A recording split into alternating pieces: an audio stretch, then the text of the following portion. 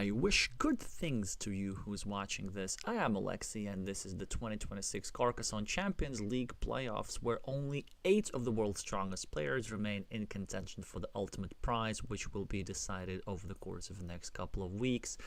The 8 players who are still in contention, you can see on the screen, although technically there are 7 in contention because Ritichai Chalamkol over the screen in Pakshe of Thailand defeated Zvonimir Vlajic in a thriller 3-2 yesterday, and then there's still 3 matches pending. So here are the players. One is today, 2 are today actually. Whoops, I need to schedule this one real fast. I'm playing tonight, and one is tomorrow. So the one which is happening right now today is between 2 big names. Otto Ikonen, Nalheim, the fellow YouTuber, one of the strongest players in the world with a peak rating of 876, if I remember correctly, and with many achievements to his belt, notably defeating 2-0 the Czech master with the screen in Marty Party, and Alan Fody of the United States, also another master, 2-0 in the round of 24, round of 16. So now complete the clean playoff performance. And for Glovir, for Guilerhme Neves, his opponent, the Portuguese master who won the Mind Sports Olympiad in person in 2024 in London, defeated the Australian King Deddy and Hector Arce of Chile in the first 2 playoff rounds, and now, of course, is the greatest challenge for him yet. Nalheim is definitely going to be the favorite here, one of the 2 tournament's favorites in general. Glovir, of course, also incredibly strong, currently in decent shape at 660 rating, 3,000 games of experience. Nalheim has an obscene number of games, 1,300 under his belt. Currently, actually, it's a very low rating for him, 705, of course, still above the master threshold, but his normal is in the upper 700s or something like this. So Nalheim is definitely going to be the favorite here. It is a best of 5, which also makes it a bit more likely that the stronger player is going to win. Guilerhme has, of course, many scalps, Carcassonne scalps, to his name. Alrighty, so Nalheim's playing with his traditional green, Glovir is playing with his traditional yellow. Nalheim is going to be the starting player, now finishing a 6-point city. It's going to be ahead on the scoreboard, but overall the position for yellow is pretty decent because green doesn't really have all that much going for him elsewhere. Okay, 3-point road is good, but this 2-point road I was going to say is pretty bad, except that Otto now gets the perfect tile to get himself a meeple back from this area and to score 3 points, and also make it sure that this square is a little bit safer. So he will at some point be able to finish his city for 6 points, get a meeple back, and at the same time continue yellow's road and lead it into this trap. So this square will be virtually unfillable. This is a lovely move here from yellow, protecting the other side of yellow's road and also poking some uncertainties next to his road meeple. In the meantime, Otto drops quite an early farmer, which is very understandable because there are lots of green squares, a lot of potential. You know, these 2 yellow cities of Glovir are likely to be completed, and also Otto is just building up even more cities, so that's quite nice for him. I think a move that I can see from Otto eventually is just going here, which is what I would have loved to see from him. Instead, he attacks the field, which also makes a lot of sense, but then Nalheim just finishes a city and drops a farmer. So still ahead quite significantly, 15 points already, and ahead in the field fight. Yeah, going to be quite a tricky game here for Glovir. This is quite a savvy move, limiting the square and also indirectly prolonging his road through these here squares, so eventually this all can be combined into one big road. There will be ways to attack the field later. I think what's going to decide the game in many ways is just the meeple counts. So first of all, what's going to be important is whether there's anything that's going to fit into this square. So whether the green meeple is going to get himself back, and how soon these here cities going to come back to Glovir's hands. So now we can see that Glovir is finally scoring a little bit. If he gets these two cities back, he's going to get 8 more points. The monastery presumably is a little bit more than this.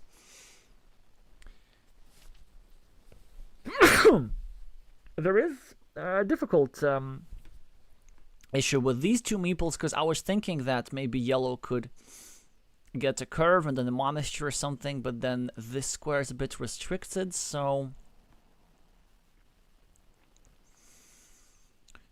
you can't really meeple a monastery over here, because then you're gonna have 2 of your meeples blocked. Yeah, that is kind of difficult. And Otto gets a crossroad tile to get himself 4 points for the road. Now 16 points ahead. Glovir now gets the last regular crossroad tile with not really many great places to use it. I guess we could score 2 points somewhere, maybe here or something, but I'd rather just go here and save the integrity of this meeple, or even better, just go here, connect one of your farmers, and meeple, not meeple, but kind of create this road preemptively. No. I think it's the second best move. I think the indirect defense was a little bit better.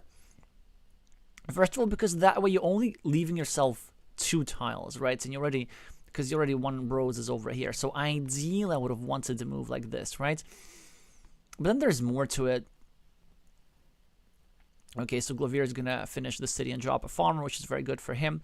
What else was I gonna say? Yeah, but I think the reason why Guilerhme decided for this is because with this move, it is a direct defense after all, and he's poking holes against this here guy. Also, if you go here and make the indirect defense, maybe the Portuguese youngster was concerned that there was still going to be a dagger tile that actually completes the block in this square, but he should not have been concerned because the dagger tile already is needed in this here square by green. I know it's a bit kind of possibly a bit fast to follow, but just trust me on this. Like there were reasons why yellow did this. There were reasons why this, I maintain, was slightly better. Anyway, gonna be alright. Still an even game. In the meantime, Otto does an excellent job building up here at the top, because this drastically restricts this here squares. Now only 1 tile fits here, so it's almost impossible to draw this 1 tile before eventually Guilerhme is gonna drop this here city cap tile, because there's still 3 of those remaining, right? And he's going to get the 6 points and his meeple back, and he's going to trap yellow's road. So that's the predicament. And the odds here are about 70% in green's favor, from what I remember from studying the situation. But if any one of you is sitting with an actual calculator, then do correct me if I'm wrong. I do not think I am wrong on this one. All right. So what do we have in? We have in Glovir still not penetrating with a second farmer just yet, although maybe now it's not a bad moment to do so. Could also do a bunch of other things. Could go here, start restricting the square. Could go here and maybe fully block this here square, blocking green's monastery. Then what else? Then yellow would need to probably finish the city at some point.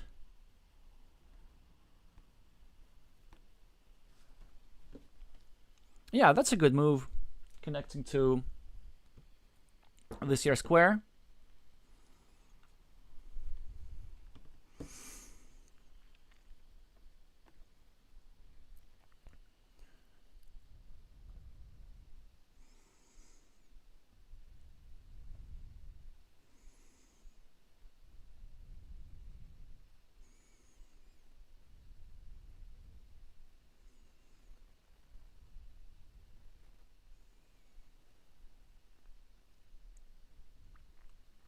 Alright, so green is trying to block this here city, and that's a very nice continuation here for yellow, who is trying to set up a Dorito tile that goes over here. That would make the city continue. Then, of course, Guilerhme instead of trying to block it, trying to play very low variance game because he recognizes that he has the advantage, he just tries to prevent the city from getting completed, just equalizes it, claims the larger side of it, which can grow in the future. So far, a very good position for green. Green also going to get a meeple back quite easily at some point, perhaps. And whilst Glovir is thinking about this, and I will be right back in a few short moments.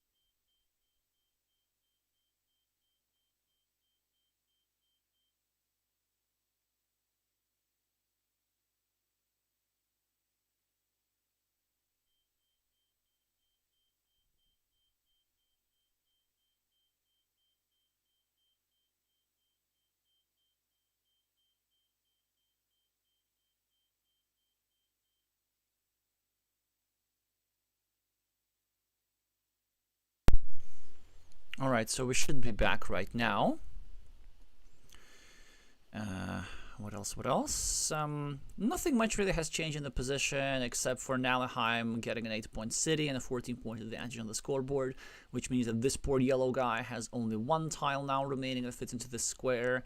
This here city can still be completed because there's still all 3 daggers available. All 3 dagger tiles, so still a 70% jack for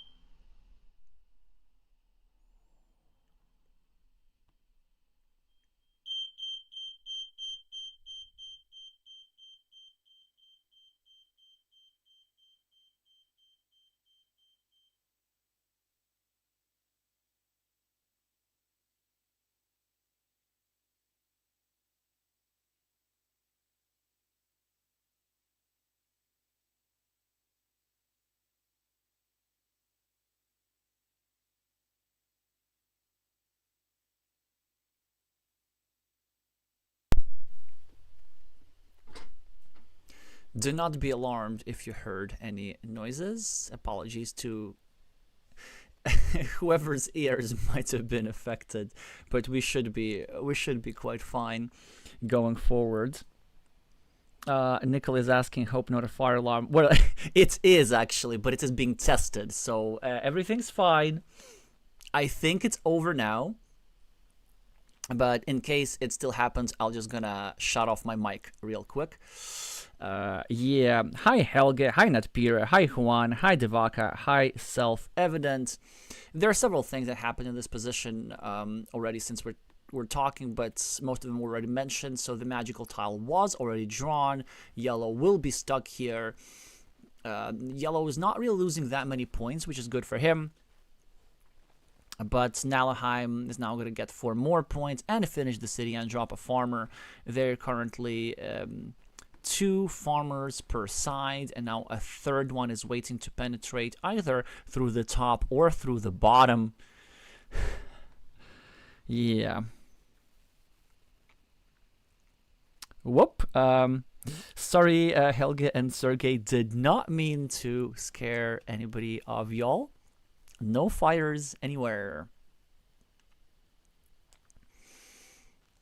So, Glovir got more meeples back, which is kind of cool for him. You know, finished the monastery at some point a couple moves ago, then finished this one, finally got the last rose tile, got the 4-point road, got the 4-point city. So everything works well. Nalheim, in the meantime, is actually trying to take over the ruin or technically the city, but realistically the ruin at the bottom, which could be quite good for them on one hand. On the other hand, they might not have enough meeples for the field fight. And then I could, in theory, see Glovir maybe invading the field. You know how? Like going over here with a curve, dropping a farmer, and then trying to get the last starting tile for this here place. Scoring some points, meepling the road. Otto is actually trying to prevent exactly that. Interesting, because Glovir could have gone over here and dropped a farmer like this. It would have been quite powerful. Now going to be quite impossible. Glovir could go here and score 3 points, which would be his highest scoring move. But actually, I do not think it is the best scoring move, because ideally as yellow, we want to keep this stage open for a potential invasion through the outside of a curve, which makes me think, why don't we just commit an invasion through the outside of a curve? This crossroads is the last crossroads in the game, so if we just go here and drop a farmer, only need to draw one curve to go over here and then connect another farmer to the field whilst also collecting 4 points. 1, 2, 3, 4, 5, 6, 7, 8. It's only one curve remaining, but there's still another curvy tile, I'm going to assume. And there is indeed another dagger, and I think in our position, when we're 3 points behind, when our opponent has already another meeple, and our opponent is going to invade this here city, has a 5-point monastery, I think going over here for one of the 2 possible curvy tiles to connect seems like a good idea. Did I drop a farmer on the wrong side? What did I do? I thought we go here and drop a farmer like this, right? And then we connect like this. What am I? Like this, yeah? I don't know. I thought it's a pretty standard maneuver. Do correct me if I'm wrong.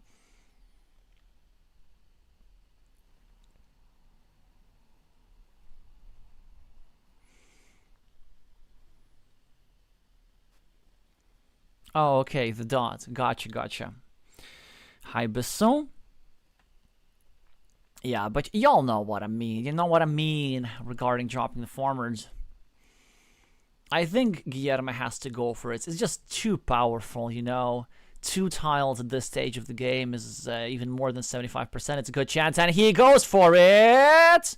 Guilerhme, of course, gets the first curve. So now this connection is not going to work unless Glovir gets the last dagger. Or some other miraculous sequence, which I don't think is not going to even happen. So Guilerhme can now do something like this, perhaps, and set up one of the only remaining straight lines. That could be an option. Oh, but there's a straight line and also a starting tile. So if Guilerhme chooses to go over here, he's going to have 2 tiles that fit into the square that get this farmer in. And then I guess the way Guilerhme can do this, he can still draw the dagger tile. And that is going to be the dagger with the city cap pointing upwards. And then he'll be able to perhaps drop a farmer like this and connect like that. So he will still be able to get a 3rd and a 4th farmer if he soon enough gets the one and only dagger tile that fits into this square. Otto chooses to connect like this, which actually makes a lot of sense. A lot of sense. Otto, the sense maker. Because, you know, lots of stuff that fits here. But Glovir now takes 3 points and also now threatening the integrity of the square. Guilerhme cannot do nothing much about his connection. So maybe he can go over here. But actually, the way I think about this move, maybe I don't like that he gave back this 3-point road. Because again, the way Guilerhme could have gone, just if you go here, right? And then you still have the straight line and this here tile, the starting tile that can connect it to the field. So I guess that would have been a good thing. Maybe Otto did this so that he could have a monastery to himself, and now he plays a move which is not understandable to me in the slightest. Like, why would he just go here for 1 point when he has all the chance in the world to go here and score more points. I don't get this. I don't get this. Somebody please explain this to me. 1, 2, 3, 4, 5, 6, 7. I guess Otto might be thinking that if you were to go here right now, Glovir would be able to do something like this and reinvade this ruin, and that would have been a fair concern, right? But, so what? If the ruin is equal, Nalheim has this extra monastery, like, Nalheim is doing fine. I don't know. I think it may be being a bit too fancy, if you ask me. But I understand Green's idea that there's still several tiles, 4, in fact, if I'm not mistaken, 3 triangles and 1 triple city. No, 1 quadruple city and 1 triple city that fits here. Yeah, this is a lot. Okay, this is a lot. So Green is guaranteed to draw something into this square. I actually understand this move very well. Chooses to just go here. Glovir now probably going to go here and block the square permanently. He can do it exactly like this. Yes. And Nally is now likely to score just a couple of points, either by going over here and scoring 4 points, or by going over here and scoring 1 point extra, which seems to me like the potentially more productive thing to do, because 1 point is 1 point is 1 point. And still a lot of uncertainty surrounding this here square.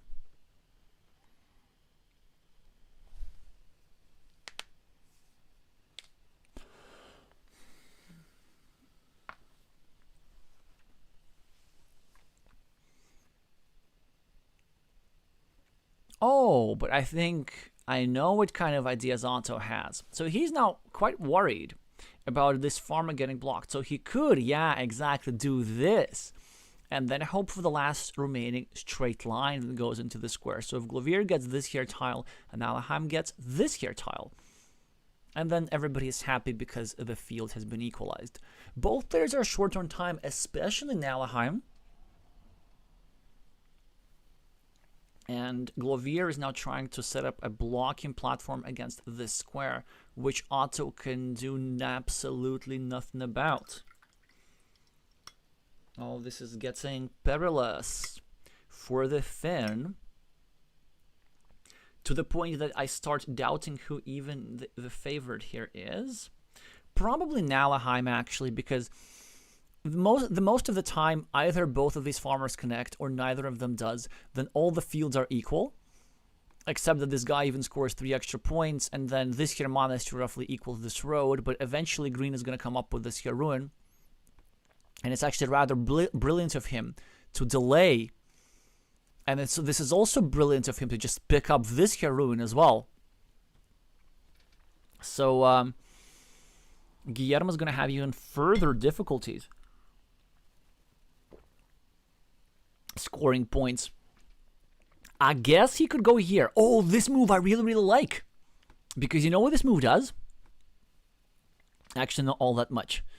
I mean, it just scores 6 points, and the invasion through this square is no longer relevant because they're no longer any road Doritos. There are field Doritos, 2 of those, but it's not really good enough for the field. Oh, but there's an alternative. Now that Glovir is the only side with meeples, he does not have to worry about Nalheim potentially dropping more farmers. So he could go over here and set up an invasion through double Doritos, for example, like this and like this. And I don't know which one is correct, but what I do know is that Nalheim will connect to the field, and there's nothing that Glovir can do about it. This guy is permanently trapped, and this guy is about to connect and win the field with a 3 versus 2 majority, and Glovir still has 1 more meeple to rectify this. I mean, there are going to be some tile combos that fit. For example, they're going to be a Dorito tile, which he can drop and then get a straight line and then connect to the field. The problem is that the monastery and road of yellow are no match for the city, these other city, and the monastery of green. Now, the connection of green here to this square is pretty much inevitable mathematically, just because there's so many tiles remaining that fit. There 4 tiles which is kind of ridiculous, actually. Yeah, Glovir does get one of the Doritos, and he has to go for the field connection because he has no other choice. This is exactly what we see. Now Nevalheim is going to connect to the ruin at the bottom. Glovir is going to connect to the field. Nevalheim is going to score 2 more points for one of the cities. And with all the field fight being completely neutralized, there have been 7 farmers dropped, 6 of them successful, 1 trapped at 0 points, eventually 3 yellow and 3 green on the field. And this field will be one which contains 6 cities and 18 points for both players, neutralizing everything. And it's ultimately the ruins that are going to decide this game. So very, very interesting. I think instructive from Otto's perspective. A very chess-like phenomenon when one type of advantage is being converted by being transformed into a different type of advantage. So Otto was ahead on the field fight all along, was kind of ahead on meeples due to this brilliantly blocked little guy, and as a result wins this game by 13 points, all because of ruins, right? So first of all, he was ahead on the field, he allowed his opponent to equalize the field, and then just invested more meeples into the ruins. Lovely, lovely stuff. 1 Finland, 0 Portugal. This is a best of 5, and we're headed right into the second game with no break. Hi, Hugo. Rooting for his teammate, of course. I kind of forgot to ask you at the start who you're rooting for. Would be curious to see if there are more Finns or Portuguese fans.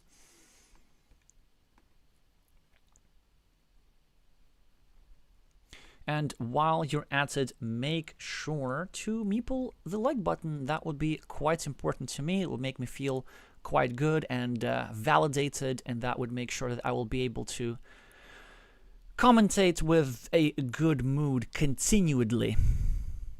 So yes, the meeple on the like button is certainly highly, highly desired. And Nevalheim is going to be the starting player.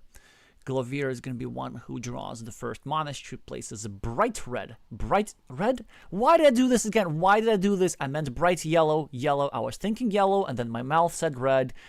I will keep trying to cure myself. If any of you are a professional linguist or a speech pathologist or something like this, or a cognitive scientist, please let me know what's going on with me. But for now, we don't have time to delve into this. We'll be delving into the position, and this is one which is quite favorable for Nevalheim. Again, this wonderful extender tile first of all secures the city, and then this year's city cap finishes at 12 points for the Finn. This year's city at the bottom is yet to be completed by Glovir. Glovir is trying to be aggressive, start a 3-point road. This monastery scores the road from Otto, and Otto is starting a new city, which city gets controlled immediately with another monastery. So now it's good for Glovir. However, Otto now successfully invades the city, so it's not going to get finished anytime soon. This here little city is getting controlled. This is another monastery spot to be taken advantage for yellow. These squares are both quite sensitive, so very often this road meeple of green gets blocked. Nevalheim with a city tile now needs to decide whether to go here or in a different location. This makes a lot of sense, trying to start a new city safely whilst also exerting significant pressure on this here square with 2 out of 4 starting tiles already on the board. So the blocking toward the starting tile is a bit more powerful than normal. Surely Guilerhme has things how he can rectify all this. Maybe going here is an option, just starting a new city like that, setting up an even more lucrative monastery. Another option is to do something like this, which is, I'm not sure if it's better, but it's legit. It's legit for sure. Now Otto is probably going to go over here and start yet another new city. I doubt that Nevalheim has any plans on finishing this city anytime soon. He'll be following the principle of 2 cities. Not sure where exactly, but he will be following it. He will be trying to be very efficient, and I get to eat my words. I don't know why Otto did this. I will be very curious to hear his thoughts. I think it is a little bit reminiscent of a certain Paltry. And also, had he gone over here, he would have actually blocked Glovir's city and not allowed him to complete this. Now, we see the intention behind this move, and the intention, of course, was to free the city as soon as possible, which in turn allows placing a tile over here without repercussions, and this tile, of course, has repercussions, but only for yellow and not for green, so that makes a lot of sense. Still, an unusually conservative approach for Nalleheim, and I think a lot of that had to do with him already being 12 points on the scoreboard, so he's trying to make a bit safer moves, reduce the variance. Now starts a 4-point road in a strategic location. That is going to do several things. First of all, it's going to tactically create a vulnerability over here. This square is also vulnerable for green, but yellow can't really go over here because this will in turn open blocking opportunities against the two monasteries. So all yellow has to do is basically suck it up and allow green to complete this road eventually. And when this road is completed, this will kind of open up the field somewhat. There's going to be lots of green squares. This here city will be eventually completed, and so on and so on. And so I think in Otto's interest would be to open up the board a little bit and to make sure that he takes good advantage of his extra meeple majority. He now does do some nice things for himself by invading the city of Glovir, who is helpless against the city invasion, and he says, okay, I'm gonna just start a new one. Otto gets an interesting tile, very, very interesting tile, and there are two moves that I can think of. One is to go over here and pre-finish his road on one side and then prepare to finish the other one, but he chooses to go for the one which gives him the most points immediately. He wants to get the meeple back, and maybe he's okay with this road meeple being trapped, because this would also mean this monastery feeling a little bit inconvenient.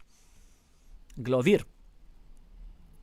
decides to take the 2 points for the road, which is iffy, dangerous, iffy, but maybe it is justified, and Nalleheim will now probably block the monasteries towards the 50-50. And this is exactly what we see. 2 points have been taken, only one tile that fits into the square. Glovir is behind a lot, 18 points. And the idea behind moves like these, when you're ahead, in theory you want to avoid them,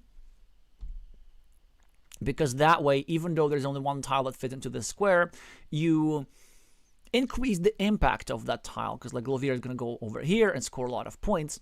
But the reason why I do like this move is because in addition to reducing the probabilities of this monastery being completed, it also statistically kind of delays the completion of the monastery. So even if yellow is going to draw the road monastery tile, it's typically going to happen quite a long time from now,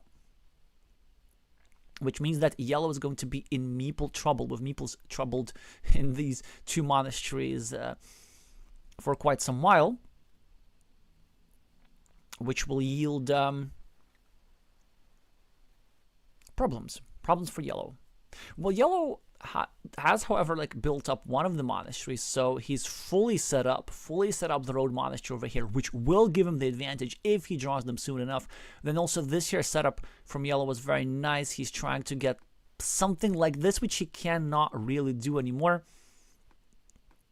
I was thinking that if he gets one of the core tiles, he can go over here, score 4 points, and prolong but not complete the city of Nalleheim, so this is an opportunity at some point.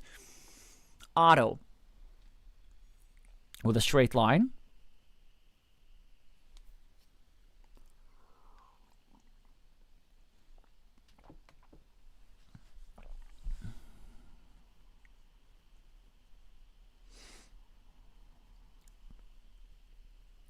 Game Glitcher is asking, is this professional Carcassonne? Well, in a sense, I mean, Nalleheim and Glovir are not getting paid for this, if that's what you mean by professional. I think there are some prizes which amount to a few €100 at the end, but it is all about the prestige. It's pretty much the highest level Carcassonne online tournament there is. In any case, welcome to the stream if you're new to this.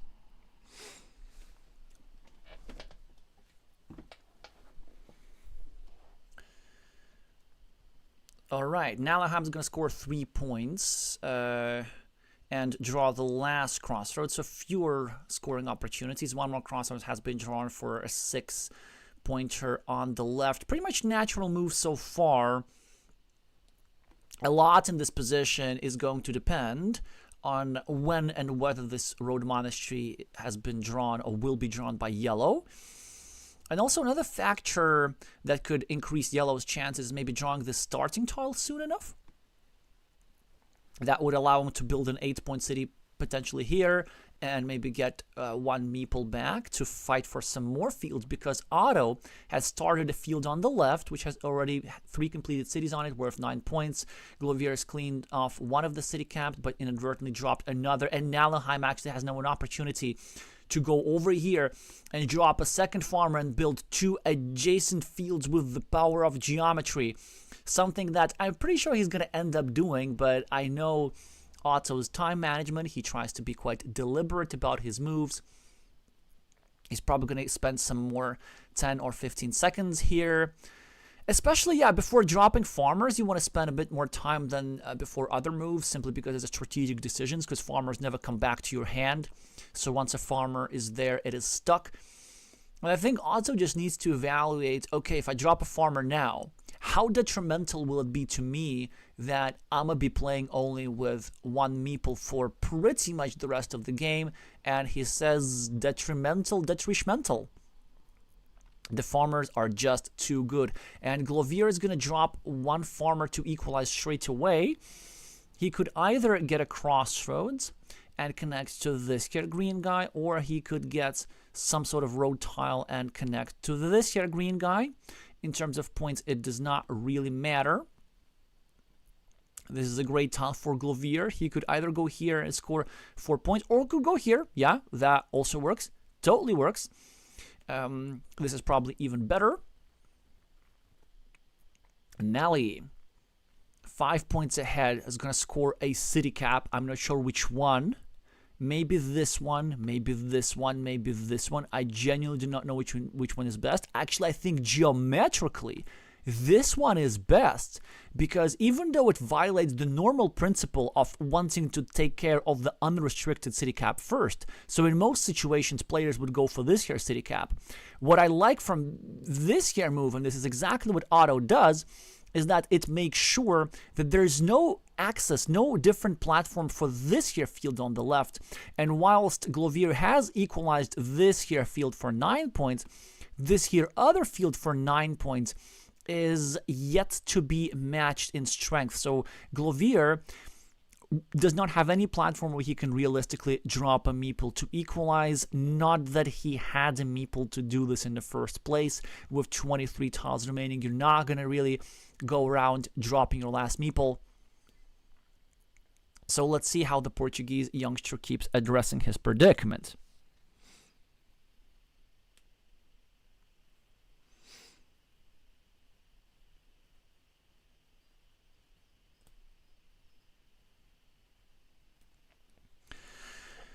All right. So both players are trying to create some setups regarding the city of green here. Yeah, it's quite an interesting situation, because this here is a critical square which belongs both to green city and to yellow's monastery, right? And so green's idea ideally would be to go over here with a triangle tile, and there's still 2 of them that fit, and then get the last triangle tile, go over here and finish the city without necessarily finished Glovir's monastery, because Glovir also needs this here square. And of course, Glovir is probably trying to pre-block this square and then place something in this square himself. Well, I'm trying to figure out what it would be. Maybe also a Dorito, actually. Maybe also a triangle tile, especially if he gets both of them. He can go over here, then block the square, and then sets up his monastery for completion. So something like this. In the meantime, some simple moves have been made. Both players score a little bit. I mean, 4 points for Glovir.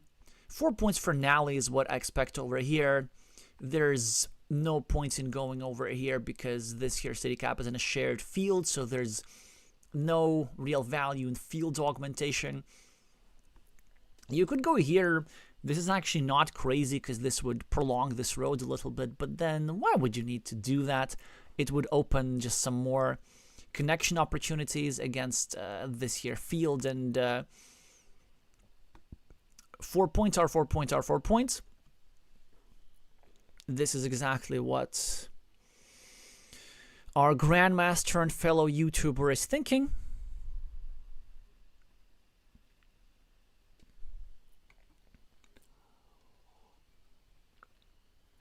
Also, I see there are quite a lot of you. So another reminder to meeple the like button for those of you who haven't. It would mean a lot to me emotionally and practically for the algorithm. Otto ahead 9 points with 17 tiles remaining. 6 minutes on the clock is enough to figure everything out. Now, I know the move that Otto is going to make here. I think his idea will be pretty much centered about, yeah, oh, this is not what I thought. I was going to say that I thought his idea was going to be centered around trying to protect this field geometrically. And that's why I thought he would go like this with a different orientation so that he would stick the city tile against his own meeple. And I wonder if that's a misclick or if it's actually his intention. Because what we see now is a more voracious approach, where this here green guy is trying to aim to draw a monastery tile, and rather than concealing his field, expanding his field and getting this extra city and getting more green squares and so on and so on. And there's certainly merit in doing so, but there is a risk that at some point Glovir is going to get his meeples back and maybe drop a farmer over here and equalize. Alright, so now Anaheim gets the last starting tile, which means that this here yellow guy is completely trapped. There's nothing anymore that fits into the square because green is not going to go there. Green is probably going to take 4 points over here simply because 4 points are 4 points are 4 points. There isn't really anything else that I see. No real meaning behind this here idea. This is maybe not completely crazy, although I don't really see why you would do that. Oh, this is interesting. Okay, so I get it. I get it. I totally get it. The idea is twofold. The idea is either to get a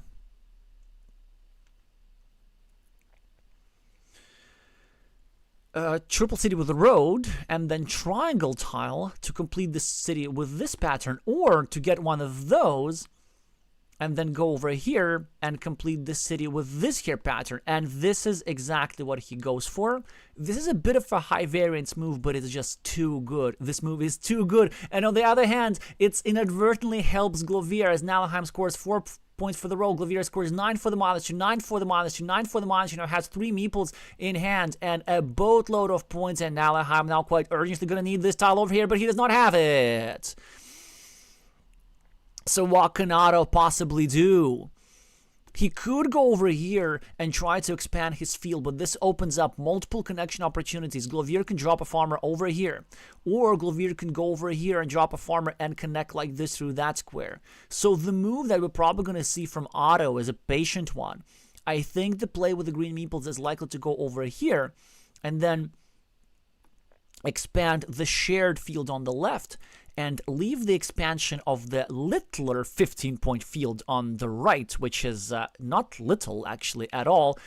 He can leave this for a little bit later when it is a bit safer to do so, when maybe he draws the last monastery tile in the deck, as there's still one of those available. There's also one of these here little guys, city cabs, that fit into this square. So this is something to think about. And based on Otto's timing patterns, and based on 500 games, which I have played against Otto personally, some of them practice games, then I think that this move is the one we're going to see. There isn't really anything else to consider. Maybe going over here, although that's a little bit crazy. Okay.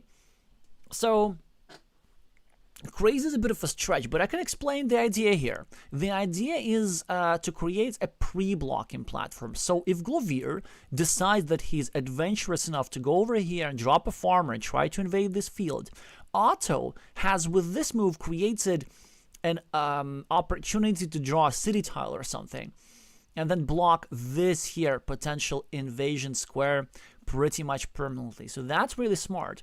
And Otto still has the opportunity to go over here, if he so chooses towards the end, to get these here little bits into his little field. And even later, towards the very, very end, he can actually place a tile over here himself, also making sure that this here farmer enters the leftmost field, thus giving Otto complete control over 1, 2, 3, 4, 5, 6, 7 cities, and thus 21 points. Still, Glovir should withstand this because he's ahead 18, which is fewer than 21, but he has 2 meeples. And 2 meeples is quite a lot. Oh, that's quite an adventurous move. Glovir is now trying to invade this here city, and Nalaheim cannot do nothing much to prevent it. Yep, just gets a couple of points. And look at this. Guilerhme gets the penultimate and the ultimate, the shielded tile that would have fit into the square, but now there are none of those remaining, so this here green meeple is going to get trapped at 4 points. So the fancy idea that Otto had, however lovely, actually ended up only helping Glovir because inadvertently Otto finished Glovir's monastery. This was, of course, a low prob occurrence, but one which will be damaging for the Finn nonetheless. Oh, thank you for reminding, Self-Evident. Yes, there is absolutely still a giveaway activity. Yes, yes, yes, yes. I have everything planned. I am going to announce the winner of the first giveaway, like very, very shortly. I already know who this is. I have gone through the data, and there's going to be a prediction game for the semifinals and finals. So there's absolutely going to be a giveaway. Stay tuned for that. It's going to be a separately uploaded video. All right, so Glovir is trying to invade the city, and he successfully invades the city. That was such a clutch find by the Portuguese youngster. Just look at this. It looked so dangerous. But because he had calculated there was a large number of tiles that fit into the square, he was quite sure to bet that he would draw one of them, and he did. And there, look at this. There are 6 tiles in the city. So it's a 15-point city. It matches in scoring this here farmer. How interesting. And Glovir is still 18 points ahead of the scoreboard. I don't know what Otto can even do. Maybe he can go over here, perhaps, and invade over here. That could be an opportunity. Well, he does have the tile, so he can go over here, perhaps, and try to invade like this. 1, 2, 3, 4, 5, 6, 7. There's still one more tile that would suit there, and he probably has to go for it because what other choice does he have? He could also wait and then try to get some sort of a road tile plus a monastery combo that would allow him to invade this field at the bottom, but this wouldn't really be a larger amount of points, right?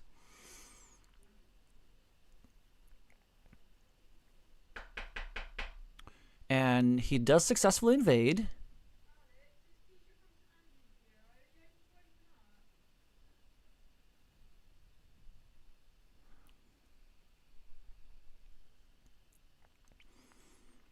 And yeah, Guillermo really can't do nothing much about it, right? Because if he goes here, then this really does not change all that much, right? Because there's still going to be a triple city with a field side to it. I guess what Guillermo needs to calculate is how afraid is he of this invasion being successful. So assuming this is equal, Otto has a longish road over here compared to this here road. It's 4 point longer, right? So that's we're getting minus 14 for Otto. Otto has also 4 points extra over here on this here city, and 4 points over here, minus 6. Otto has this for 15, so going to be a plus 9. So can Glovir get 9 points elsewhere? And I do not think he can at all. I just not think he can. Oh, no. Maybe there's a way to get a monastery somehow and set up something like this. But I just do not see how that could work. I guess the best that I can see is that we could go here and go here with a 3-point farmer. And then we could go here with a 6-point monastery. And they're going to be 6. Yeah, let me think about this. So we're going to go here. There's going to be...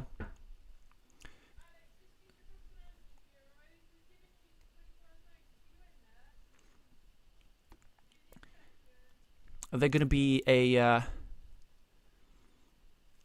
3-point field.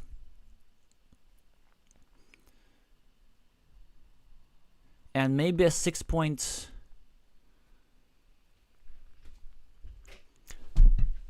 And maybe a 6-pointer over here. Alex, can we come in? No, sorry. 5 minutes.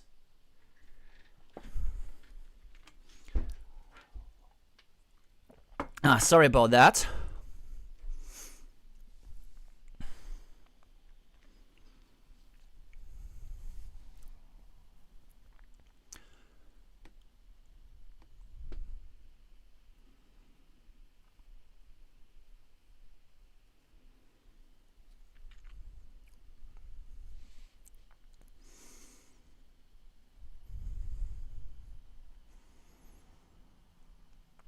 All right, well, so Glovir does go for the high scoring sequence, which would have gotten him the 9 points, but then Otto does not get the connection tile anyway, and so Glovir is going to win regardless.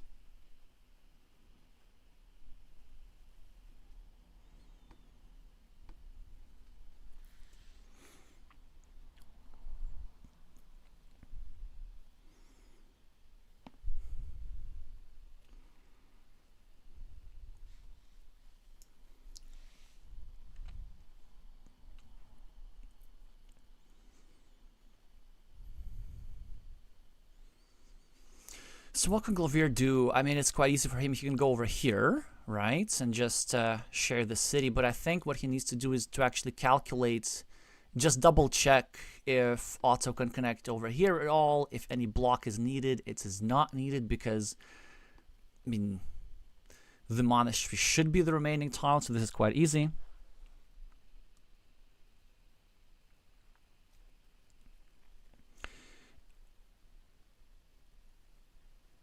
Yep, and Glovir does indeed go there. He will win this game. We'll find out by exactly how many points in just a couple of minutes.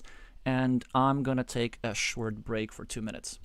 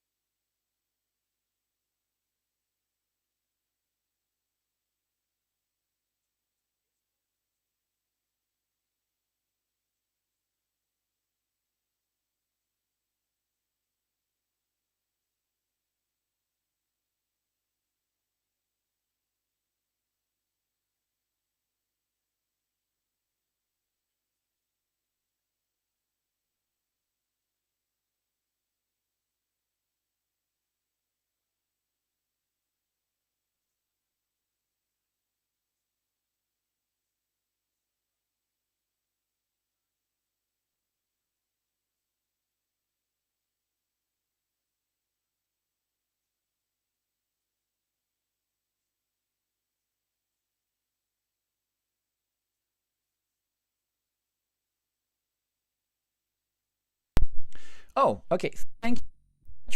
Me. Of course, I forgot to get the sound back. I wasn't really saying all that much. Of course, I was just kind of commenting on this here unusual configuration from Otto, and then also the fact that his city is going to get blocked, and the fact that Glovir is going to try and get a Dorito tile in a triple city and try to invade over here, which Otto is now trying to prevent. But now, change of plan. This is quite interesting. So Glovir is now developing another city on the left, but it does open an opportunity for Nalheim to go over here with the starting tile, potentially win the city for himself with a triple city. It does not happen because he just simply draws a normal city tile and gets himself a farmer. Glovir is now gonna do I don't know what. Probably gonna go take 2 points over here, try to create an inconvenience against this here green guy. Or he could go over here and try to pre-finish his road and wait until he gets himself a starting tile, still one of 3 remaining. Or he could even go here and try to prevent Nalheim from drawing a starting tile that would enable this here city takeover. I think we do not go here. The tile that we have in hand from Glovir's perspective is just too good. We want to leave some volatility up in the air. Maybe we think about one of these here moves. Maybe we think about something like this or something like this. But he does go for it, which is quite interesting. I guess it makes some sense. And it's a very low variance move, which I'm not sure this is what Guilerhme needs, right? And also, you know what? I don't like this. Here's why. Meeple, okay, makes sense, but this square is going to be vulnerable. And there are only 3 crossroads remaining, so already quite difficult to complete a road. And the quadruple crossroad has gone out, and as soon as the quadruple crossroads have gone out, every single road on the board becomes automatically more vulnerable because it's just the absence of this tile creates more 100% blocking opportunities. Yellow also needs a bunch of curvy tiles over here and a bunch of curvy tiles over here, and I'm just a bit alarmed as how much curvy tiles he even needs. And Otto tries to ignore all of this. Again, I'm a bit surprised, but I can understand why he's trying to create an attacking platform against this here square. Glovir chooses not to defend, chooses to take the points, and Nalheim now is going to invade this city. Or will he instead complete one of these here guys? This is a very, very good question to which I do not necessarily know the answer. But what I do know is that there's a lot of volatility in this position. So first of all, there are all these roads. We don't know how they're going to be developed, whether these meeples are going to come back. There's the city. We don't know if it's going to be completed by himself or whether Nalheim is going to invade or whether the city is going to be blocked. There are these 2 cities, and I can see some rapid fire points. Bam, 4 points over here. Bam, 4 points over here. Bam, 6-point monastery. This is definitely a possibility.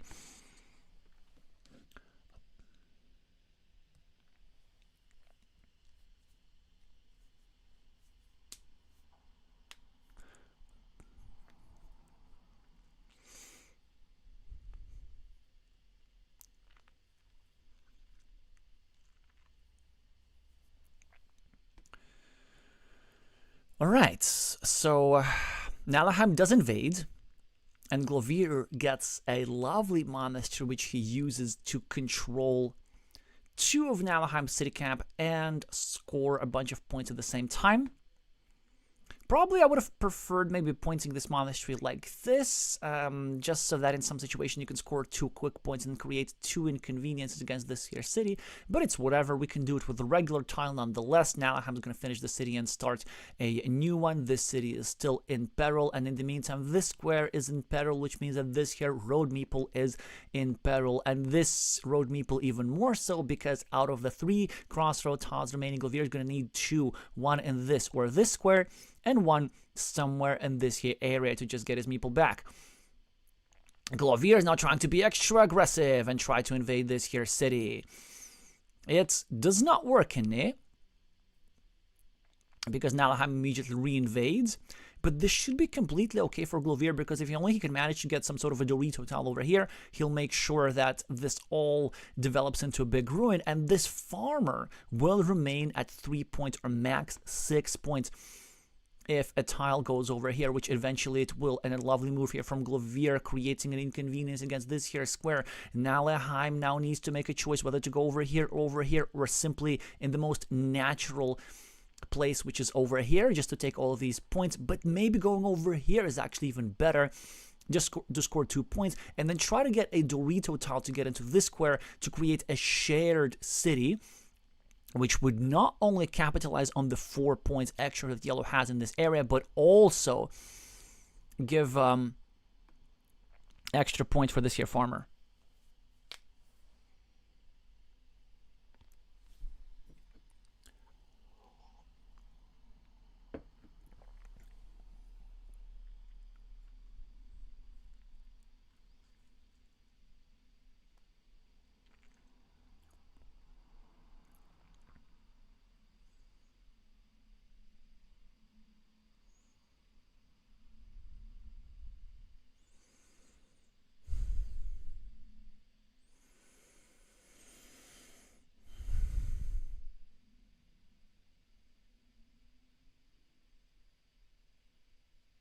Otto decides to take 2 points and his city near the monastery.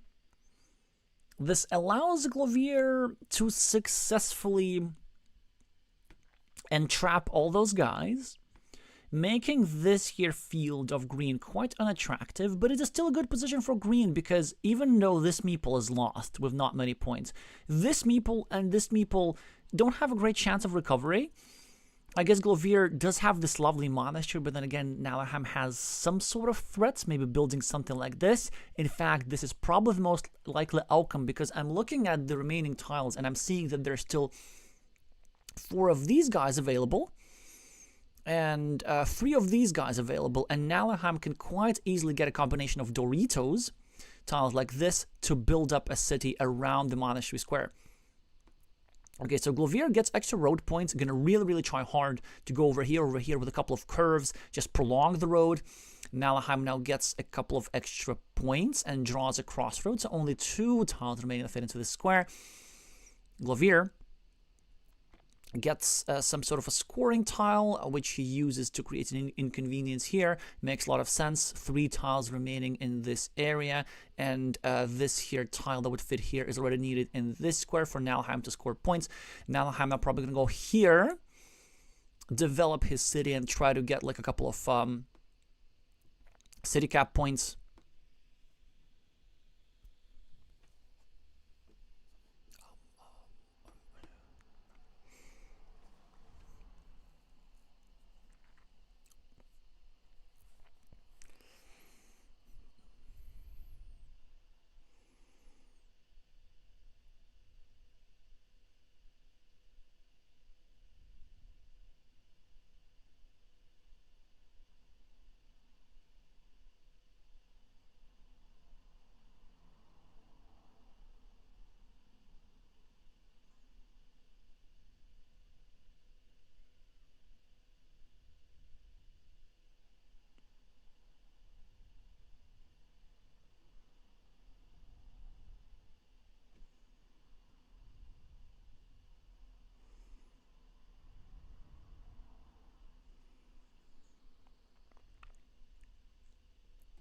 Alright, so what did Otto do? Otto, of course, did the obvious thing, and now he's gonna need to decide whether to invest his last meeple on the monastery, and it's oh so tempting, but I think this is where you have to show discipline and not do it. Now, there's this juicy, lovely spot for 7 points, but it's so easily blockable with some sort of city tile. And then this would also create a danger for this here square. I think losing his last meeple would be one quick way to lose the game. Not something that Otto is going to do with 12 points ahead on the scoreboard. Some natural moves include going over here, trying to maybe create a further inconvenience against this square. This is exactly what Otto does. Glovir probably gonna go here, but maybe not. Yeah, this of course is much better, just taking 2 direct points. And from Nalham's perspective, I would either go here and connect all the cities, because then eventually tile could be drawn over here and could create some problems for us, or just go over here and kind of build like this and try to not finish this here city, try to just get some points. I could also go here, try block this monastery square, and then still attempt to develop the city in the future, but the move, which is my fav, is to just go here, try to threaten the completion of the city, temporarily create an opportunity for it to be blocked, because if Glovir gets something like a starting tile, he could go here and block all of that. But if that does not happen, and it does not happen, then Otto could get a Dorito tile, cover up over here, and with that virtually secure this victory, because he will be one tile away from going over here and completing a 14-point. I was going to say monstrosity, but like 14-point cities are not really monstrosities, but in a close position like this, with one meeple per side, 14 points is a crushing blow.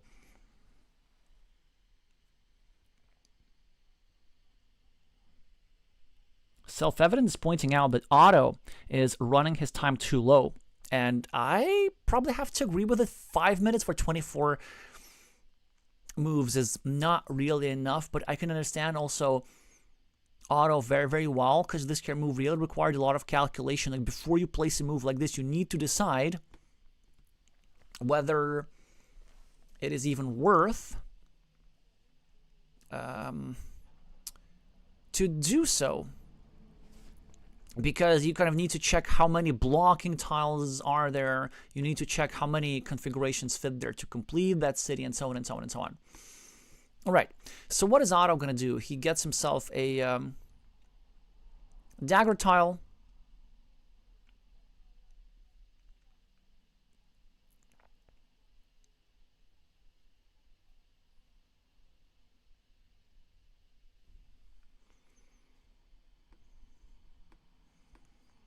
I'm probably going to go over here.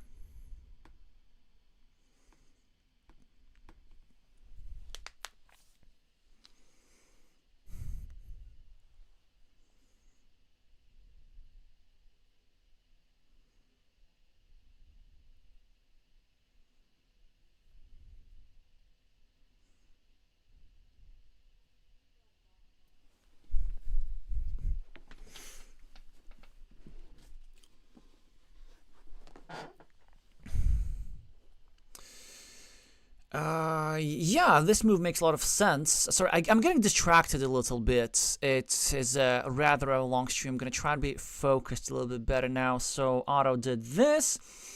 Then there's a chance to still complete his city, actually, with a bunch of starting tiles. And now Glovir is now trying to break Otto's city, create some blocking opportunities, of which he cannot take advantage, but he can still score points and catch up on the scoreboard. Guilerhme now gets a starting tile, and he can use it to go over here and genuinely create the threat of completing this here city. This certainly would be quite big. Glovir now just has too many threats that he needs to address. He needs to address this here threat, which he cannot do with this tile. Now he also needs to address this here threat, which he can absolutely do with this tile. Rather easy. We go over here, and now there's not a single tile that fit into the square. Of course, it was worth creating the threat, since Otto was accumulating points anyway. But, you know,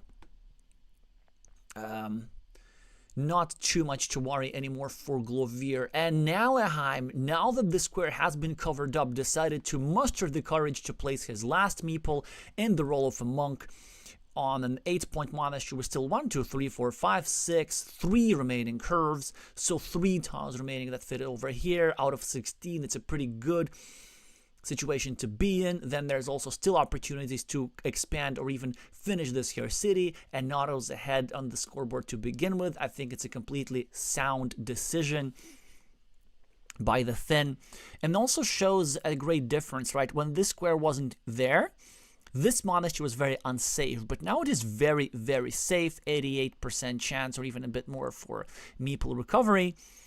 Maybe 80% or so for meeple recovery at a stage when it is actually still relevant. And look at this immediate curve for Guilerhme. So 9 points just like that. Glovir now gets himself a scoring tile, which looks great, but really he cannot do all that much. He takes 3 points, and this is about as good as it gets for him.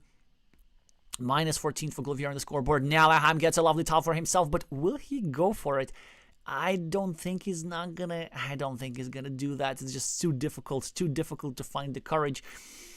Well, actually, I guess if we go here, we do score 2 points for the road, but we give away 4 points in the short term for the city, right? So we give away the shield to our opponent, and we give away this here bit. But then, if we get one more big tile, we get to connect to the city, and we get to equalize it. But then, there's a chance that Glovir is going to reconnect and win the city outright, 3 against 2. Not something that we want, and that's why this move makes so much more sense. Very instructive how to minimize variance when you're ahead. Just take 2 points. Just prolong your city side. And now he's going to try and block this square. And he's going to succeed because there's nothing that fits over here. Then he can build up a little bit. And in this here area, city points will be quite equalish. Glovir, in the meantime, has built up this road so hard that he can actually get a curve and a straight line and then finish this road completely. Well, isn't that entertaining? Malheim does, however, get 4 points for the city and gets a bit of extra value for his farmer. The extra point on the scoreboard is going to help a lot. The road, however, has bloated to epic proportion. 13 points. It is currently the most prized feature on the board. Glovir gets the penultimate Dorito, and since there's still one more, I think he wants to go here. Give Nalahai 1 point, but make sure that this square is permanently blocked, that this city can no longer be developed. This probably will be the reasonable move, and then Glovir can still hope for some situations. He can still hope for a straight line and a curvy tile, and then after this he can finish the road and drop a farmer perhaps. And he can still get a crossroads, which I believe does exist for this here area.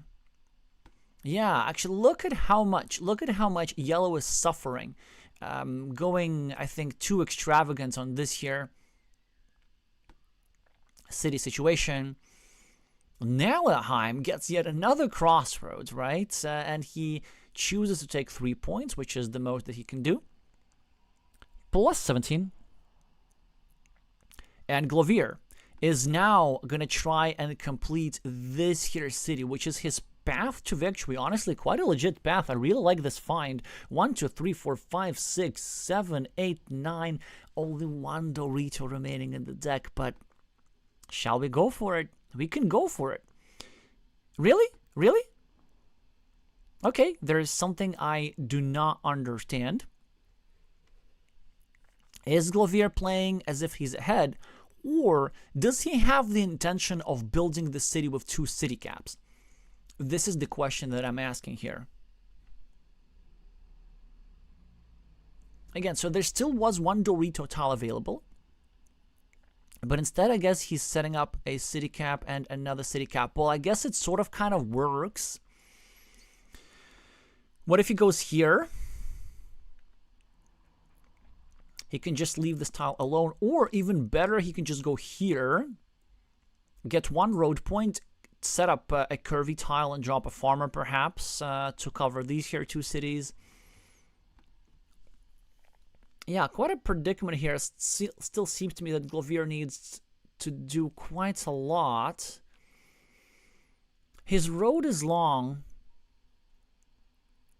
but the scoreboard issues are more problematic. And look at this. He's going to be courageous and he's going to place a meeple straight away. And he still has a chance. He still has a chance to get a regular vanilla city cap and get a 12-point city for this. No Doritos? What are you talking about? 1, 2, 3, 4, 5, 6, 7, 8, 9, 10. Oh, sorry about this. Sorry about this. I'm getting distracted. Of course. So he wasn't... Yeah, yeah, plenty of city caps. Plenty of city caps. So this is actually a lovely, lovely idea. Lovely idea, and one that will end up working in no likelihood. And Glovir does get the extra 12 points. Well, you look at this, and he's only 5 points behind, and Otto get a curve with which he cannot do nothing much, and Glovir is gonna claim a 6-point field on his last move in all likelihood. So maybe what Nalheim needs to do with his 46 seconds remaining on the clock, he needs to go here and try to somehow block the square a little bit so that Glovir can only score 6, but not 7, not the 6 points for these here 2 cities on the field, and at least not the 1 extra for the road. But Glovir gets just a city tile anyway, so what does it even matter? And the thing that we're going to see is simply a 3-point field. This is the best that Guilerhme can do. And I don't know who wins, because Guilerhme is only 5 points behind. He has this long road. Things are roughly equalish in this area. I guess Otto has a bunch of stuff over here, but Glovir has a 7-point monastery, so it's going to be very close. It's going to be either under 5 points, especially since Guilerhme now going to meeple something.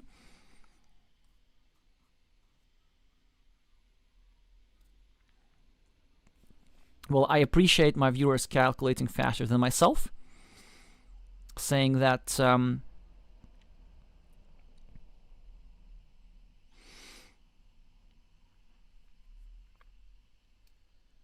the farmer was a 100% win for Otto.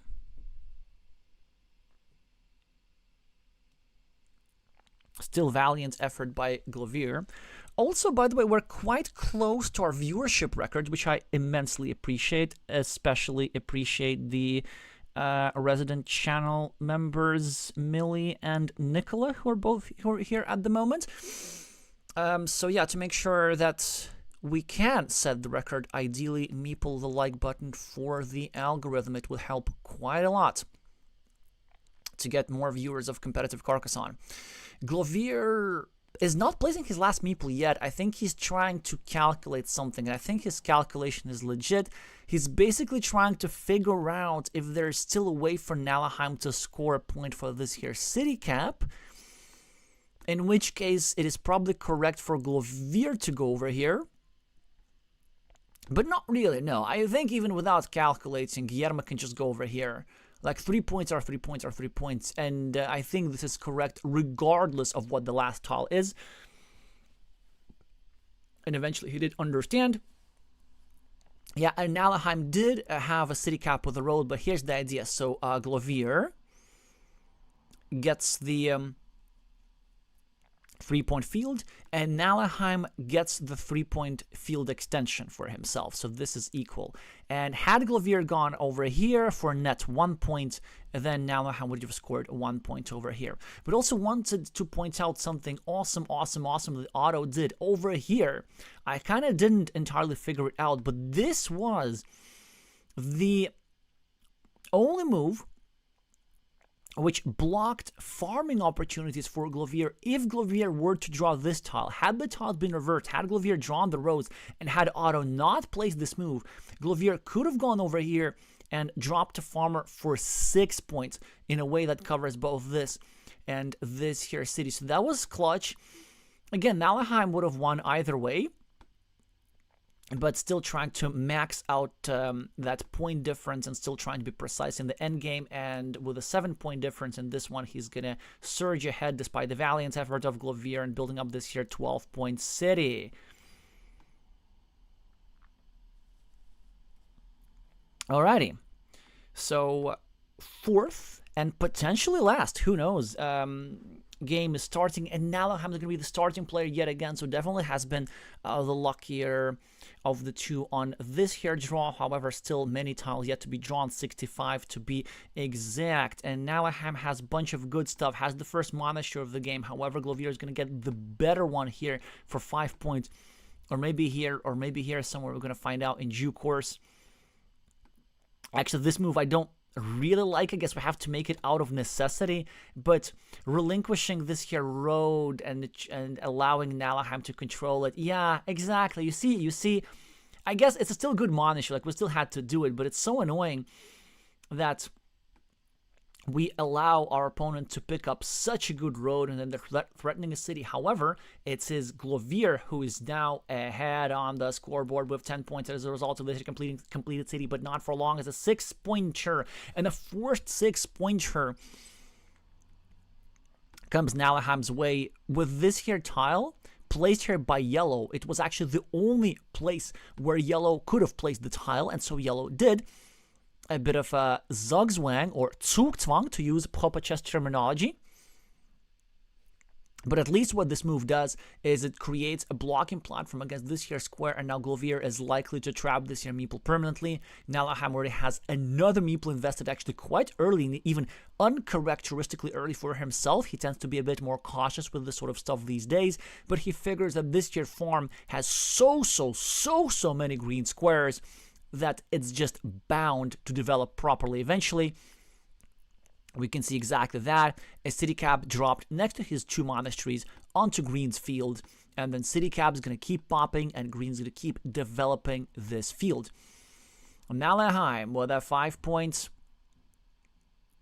monastery is not existing, because Glovir is existing with 5 points. I confused the 2 players a little bit, and this is a lovely move here by Otto. It is not a restriction, it is self-defense. Glovir was going to grab this tile, was going to place it over here, was going to block this here meeple. Now Glovir is going to need to explicitly find something like a Road Dorito to block this here permanently, and this is not going to work, and Guilerhme now gets a Road Dorito himself. He could go over here and save this here square, and I think he should, unless there's something else like going over here, which is a tad weird. Yeah, I wouldn't do it. I wouldn't do it.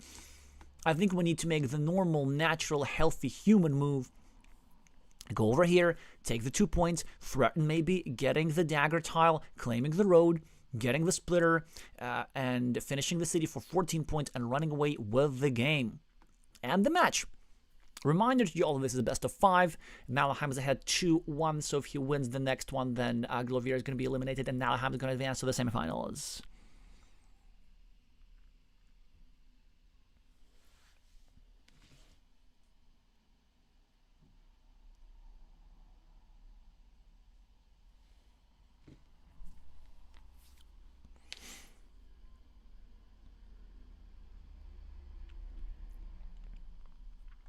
Alright, so Otto decides not to do anything about the city just yet, and I can understand why. I think his idea that he wants to get something like a rose tile over here or some other city cap, a pair of daggers perhaps, and try to finish the city early enough without expanding it.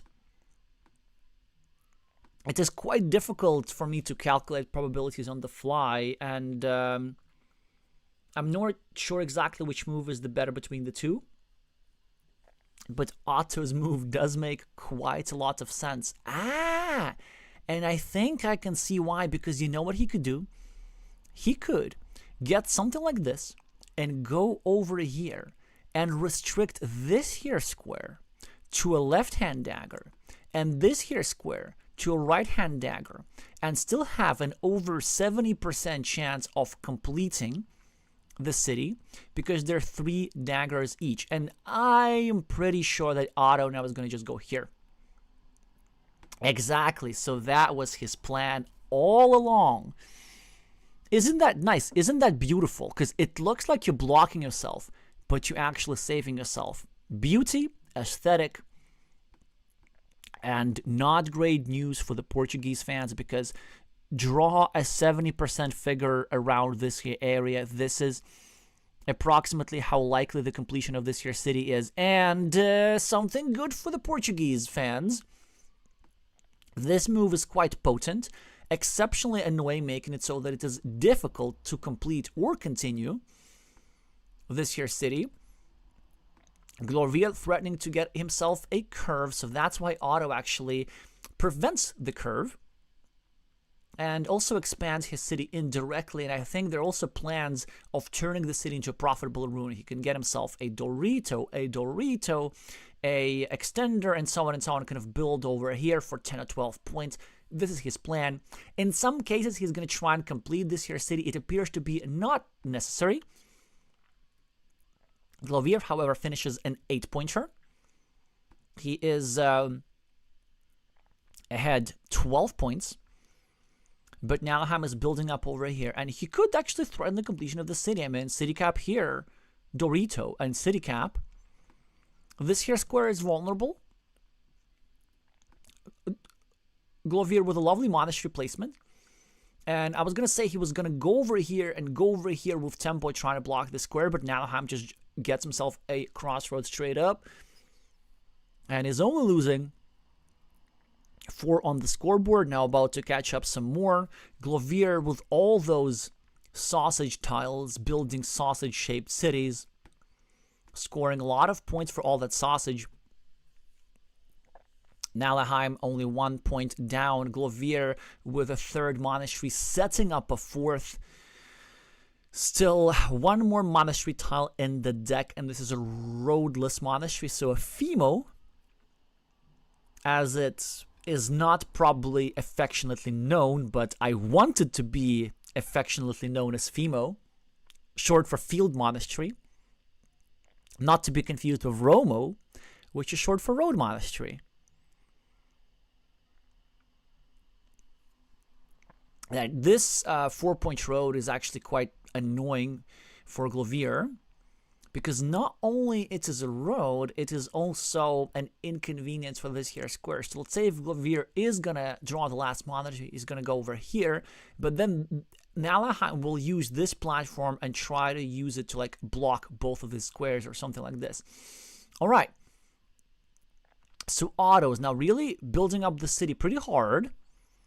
If he gets 1 just city cap, he's going to cover up this here city entirely, so this is quite nice. Nalahheim is now going to finish this here road, score 6 points, 2 plus 4, and finally be ahead on the scoreboard. Glovir really needs to catch up. This is a good tile for Glovir because it's a dagger tile. Now there are only 2 daggers of each kind, which translates to a 57% chance of this here city being completed. Still 57's above 50, so a good deal. And if this city is going to get completed, and we're going to see the true value of this here move soon enough, then Otto is going to pick up this here road as well. City cap for Otto is going to be quite handy. Perhaps going over here, just developing his field. Or perhaps just going somewhere here, starting his city. Or perhaps going over here on the left and creating some invasion opportunities against what has now become a shared city on the left. Not really sure what's optimal here. I think it's this. It's just more simple, right? 5 points ahead. Oh, but look at this. I can understand the sentiment that he wanted to start blocking the square, but Glovir immediately drew the one and only tile that would fit there, scoring 6 points and 9 over here. Glovir is again ahead, but Nalahheim probably going to finish the city and drop a 2nd farmer, but now Nalahheim gets this here tile, setting up the completion of this monastery. The probability has gone up to 75 again. 2 tiles available for this here square. This here city going to be 14 points. This here road going to be 6 points. So 20 points are expected to be added to Nalahheim's scoreboard soon enough. Glovir with a city tile needs to make a decision. Either we go here and just take 1 point and set up the completion of the monastery and make a normal move and live a normal life like a normal person, or we go for adventure.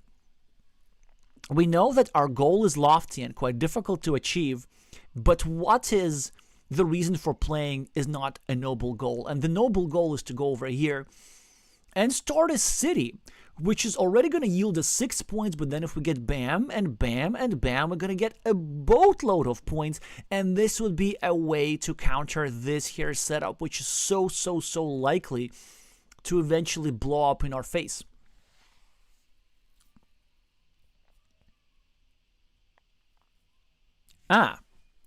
Did I miscount the daggers? And well, yes, I did, but it is no longer relevant, so never mind. We're back to the probabilities as they are. Glovir, interestingly, chose to develop a different monastery, and I can understand him. He did it because he knew that there are no monasteries remaining, and so the best tile that goes here is something like a curve. 1, 2, 3, 4, 5, 4 curves remaining. But now again, same question. Do we go over here? Do we try and crazily invade over here? Or do we just do this. Yeah, because you know what? Imagine had we done this on our last move, we could have now gone over here and then, yeah. I get this. But you know, I think the reason why he didn't do this, as appealing as it looks, is because with a simple road move, this square can be blocked and the city meeple can be blocked. But then I would not be worried about this too much, because then a road move can block this here square. But then wait, what does it matter? Because this square is already blocked. Everything's already blocked. I agree. This here city is a trap. And Glovir decides to just not meeple it. How interesting. So he finds a way to have his cake and eat it too. So he is going to create the threat.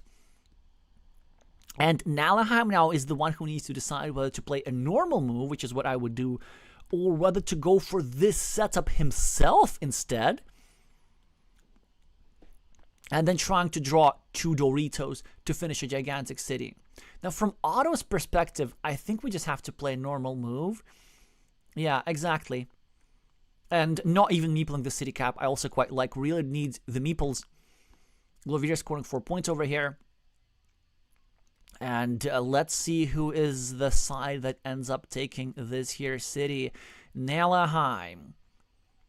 Completely equal on the scoreboard with Glovir, who has a spare monastery and a chance to get the monastery back. Nalaham, however, has the field. Glovir could invade the field later. Glovir has an 8 points set up over here. Nalaham still has a 20 points set up over here, and 1 tile that fit into the square since one of them has been drawn. Glovir is going to get a monastery back. He's going to be ahead on the scoreboard, and he's going to try fight for the field. Nalaham probably wants to go over here for an 8-point city or a 7-point city and then try to maybe get a city cap and a Dorito and something like this. I would go for it. I would be hesitant, yes, I understand, but I would go for it because we need some extra equity to couple with this here threat. But another opportunity is that we leave the city alone. And instead, we try to play field reinforcements, because with 1 and 2 and 3 and 4 cities, our field is looking pretty good. But the issue is that our opponent has multiple invasion points. Our opponent can drop a farmer over here and invade, and then another farmer over here and also invade. So, if we are proactive, if we go over here with a farmer right here, right now, Glovir is going to have only 1 platform to invade over here, or at least only 1 realistic platform to invade. And then we're going to grab a couple of road tiles and invade ourselves. This here move from Otto is, I'm just going to say, simply not strong. I do not understand this. I do not see the point of this. It just does not do all that much. And what is Glovir doing? I don't get this either. Okay, I do get this, but I don't like this. Glovir could have gone over here, right, and just dropped a normal farmer. But the issue with dropping a normal farmer is that it still allows your opponent to get another normal farmer over here. You invade over here, your opponent invades over here, nothing changes. But what Guilerhme must have overlooked is that there's still this invasion platform over here, which Otto can now probably use and try to invade the field like this. And then there's still going to be the problem of Otto having the majority on the field. So ideally what Guilerhme would have wanted is for him to go over here, for Otto to go over here, and for Guilerhme to go over here again. And I think the Portuguese youngster is now set to regret his fanciness. Sometimes an invasion like this really does make sense, but it works only in specific geometrical circumstances, but it looks like it's not going to matter as Otto is going to cash up on his setup. 20 points for Otto, 6 for the road, 14 for the city. And Glovir is just going to finish his 8-pointer here, I guess, but he's down 13 points. He does not really have a lot of options. Maybe going over here. Maybe now try and complete the big city like this. That's certainly an opportunity. And also, somebody with a yellow color can go over here and drop a farmer like this. And by getting the last Dorito, connect like this over here to the farm through the Dorito. So it's still an opportunity. There are also 2 splitters available, which can act as Doritos.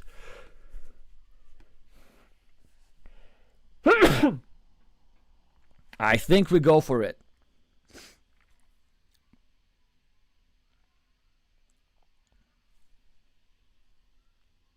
And Glovir is thinking he still has 6-7 minutes to save this game and save this match. Instead, he makes a normal move. Normie move. Just finishing his city, starting a new one. And Alexey gets the splitter world. Surely now Alexey is going to go for the city. Willie. Or maybe Alexey is going to go over here and just connect his farmer. And this is exactly what happens. But Glovir can now go to the city. Can he not? Can he not?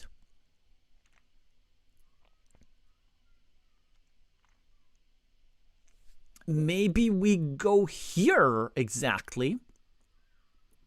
And we still try to keep the square open.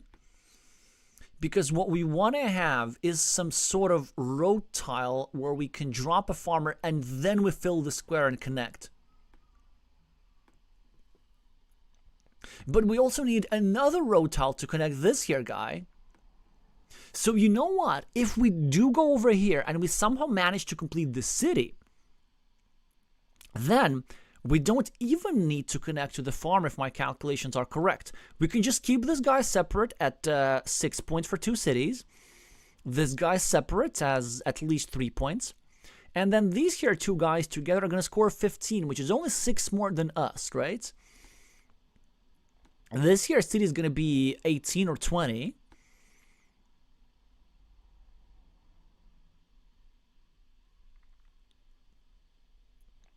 Actually, 18, yeah. And then we can just keep this one isolated, and then we're going to be fine. Now, the city is, of course, quite easily blockable, but then we still got to go for it. We still got to go for it. What else are we going to do? And, worst case scenario, I mean, these are still 7 points, right? These are still 7 points.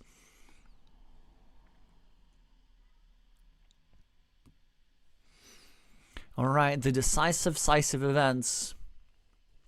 Possibly this entire quarterfinals are happening. A lot to calculate for Glovir. 9 tiles remaining, 8 in the deck, 1 in Otto's hand. Thank you, Self-Evident, for calculating that it's -9 at the moment. Which does not even look that abysmal. We go here. This is -2. Our opponent blocks something. Okay, so a different approach, trying to go for the farmer. Otto is just going to get points. I'm not sure how I feel about this. I don't like this. I don't like this idea. I mean, he needs a road tile here. He needs a road tile here. Like, too many of the same tile are needed. And then after that, he's still going to need... to drop some sort of a third farmer, I guess, to take a big feature.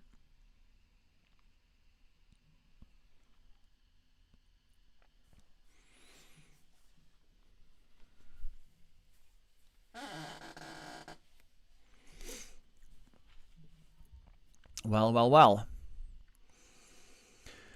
Otto, of course, is going to score points. I think taking the 6 points makes a lot of sense here. Yep, exactly. A bit of a nice cushion for himself. Guilerhme gets himself the splitter. And wait a second.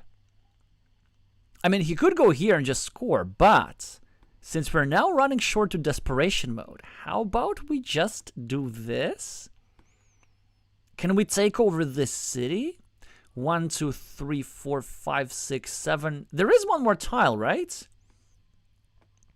If we go here and meeple this, there should be one more tile. And this one more tile is like this, sort of the triple city with a field, which means that this is not easily blockable. There are multiple straight lines on the board. Multiple straight lines on the deck. And by multiple, I mean 1.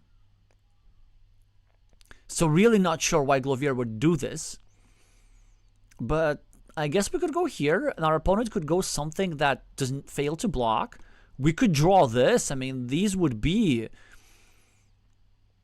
24 points. It's not too shabby.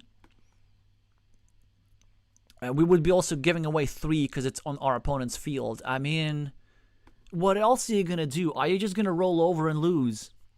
Well, I hope not. And then there's also this idea of going over here and then trying to draw something that would allow us to drop yet another farmer and connect 2 farmers with a straight line at the same time. Otto would undoubtedly just block such an opportunity with pretty much any tile that's available in the deck, so going over here is way, way, way too flashy. I think it's this. I think it's the content move. Let's see if he succeeds. Or if he finds some sort of other idea.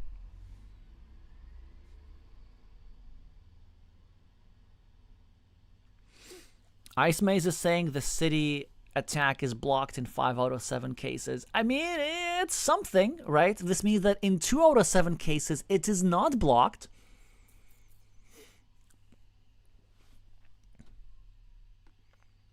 So if we go over here, we can absolutely try for something. All right, so he sets up the double field invasion, scores 7 points for his little field.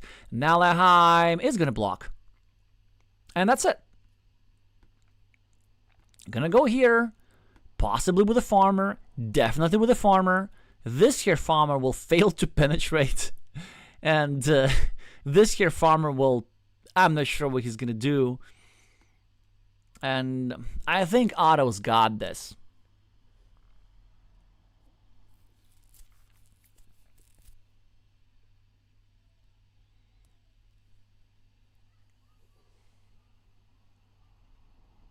Yep, he just needs to double check that there are no road monasteries remaining. Of course, they're not. There, both of them are. Yeah, and since this tile was still in existence, I can certainly imagine that Otto would draw this, would not be able to do anything about this, and then Glovir would just go over here with another farmer. Yeah, that I can see working. What's going to happen instead is maybe now Glovir going over here and trying to attack the city like this. Does this ever work? No, it doesn't, but would be fun. Yes, it does. Okay, check this out. So, at 10% chance or less, I haven't have this fully calculated, but we go here, and we hope for a particular combo. We hope for this city cap. And the last dagger? Is there one? I think there is. I think there's a dagger that goes here. So the 24 points are up for grabs, but at this point I doubt if they're even enough because the field's pretty big. This also means that Otto can get the straight line and go over here and eat up this poor farmer. He can expand his own field possession, which he controls with 2 meeples, and then also deprive this yellow guy of his own little 6-point field. But I don't see really anything else that is worth trying. Well, 4 points is something. Not enough of a something, but whatevs.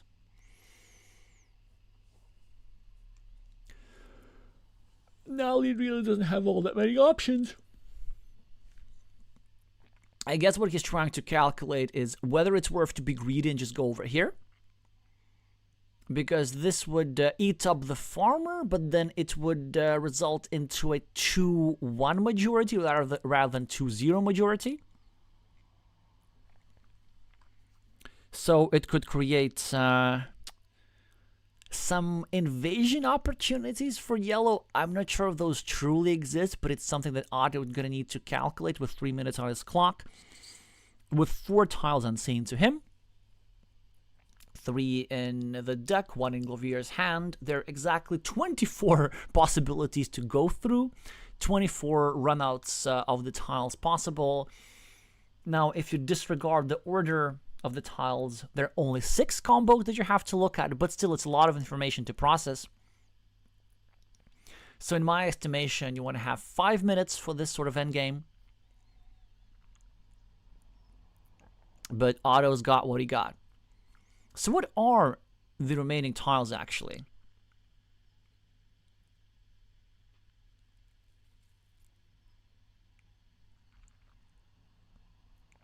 Ah, there is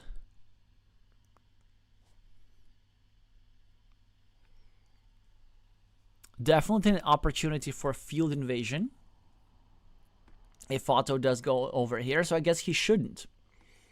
He should just drop the tile somewhere. Yeah, because, you know, there's still one of these here guys available. And if Glovir gets road tiles and Otto stuck with this, I can see how Glovir will invade the field. Eventually, I expect Otto to do something exactly like this. And I don't know what Glovir could even do here. I truly am not aware.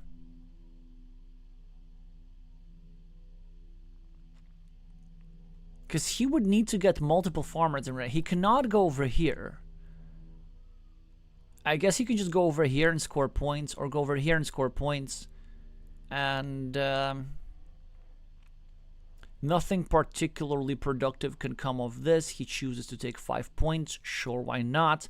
Nally is going to score 4 points over here. Looking at the city cap, like dripping blood. Or maybe this is better. Just scoring 7 points over here, actually. Yeah, sure. This works just fine. Even better, actually. Scoring stuff on his field. Glovir gets the curve, and Nalleheim gets this here city, which both parties were so reluctantly to claim, and both parties could have been, I think, quite productive at it, but you can only claim so many features. And I think Glovir really had a chance here. He had a decent position, had the monasteries, had, you know, the meeples to play with. This move, like, it's just not how you play this game, because with the tiles remaining, you're committing yourself to just a particular set of tiles. Even if you're going to get all your favorite tiles, they're road tiles. They're not that valuable, and you tie your field, and your opponent gets city tiles, gets this here ruin, and gets some extras, and probably still wins. So I think really at some point Guilerhme should have just mustered the courage to go for this here city, and then if that fails, then try and go for the farmer. But it is easier to say from my armchair. Glovir was also in severe time trouble, finishing the game with only 1 second on the clock. Glovir is saying placed the splitter wrong, could have set up a better field invasion. I'm actually not even sure if that's true. Maybe it's true. Had Glovir done something like this, for example, right? This is what he's saying. And then drawn this and dropped to farmer like this. Yeah, I can see that. I can totally see that. We're going to see the post-mortem from both players, as it has been confirmed that Nalleheim has won the match, won the series 3-1. He will be our first semi-finalist. Glovir is now analyzing what he could have done better and talking about this here bit.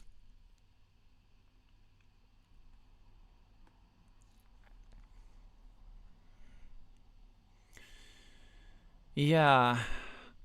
And Nalleheim saying something about something different. That blunder with the cow in the second game is going to haunt me for a long time. I checked like 3 times that if I add 1 point with the extender on the city on the right, I will have a 50-50 stab at the win. Let me... Second game. Where is this? But Nalleheim won this. So was that the first game? Yeah, that was the first game. Okay. Second game. One which Glovir won. Oh, that one over here. But what was What was wrong with the cow? I don't get this. I don't think I get this. Oh, maybe Nalaheim needed to blow here with the extender to be a bit more precise. Maybe that's what he's talking about. I know you mentioned something in the chat, but I honestly kind of missed it and it was a bit too fast. Let's just keep reading what these guys say. Okay. With the move I did, it was 100% loss by draw or by 1,000 points. But what did he do with the extender? The city on the... Oh, of course. Oh, yes. So he placed it in a potentially shared city where he could have just gone over here. This is what you've been saying. Yeah, it's quite the blunder, But look at this Otto, very perfectionist, playing this game match complete excellently. And the one thing that he did wrong, that's going to be his takeaway. And that's what he's going to fix before moving on to the semifinals. Yes.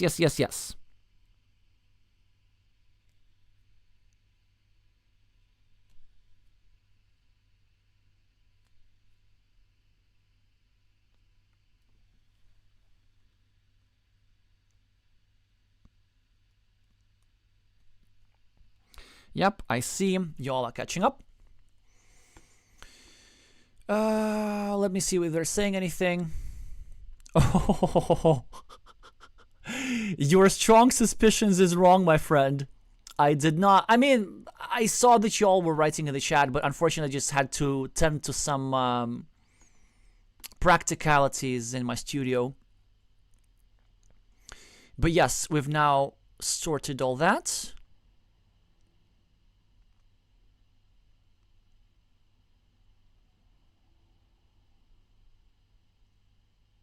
Yes. Very unlucky, Glovir, going second all 4 games. But such as this tournament format, I know, not ideal. Just gotta suck it up.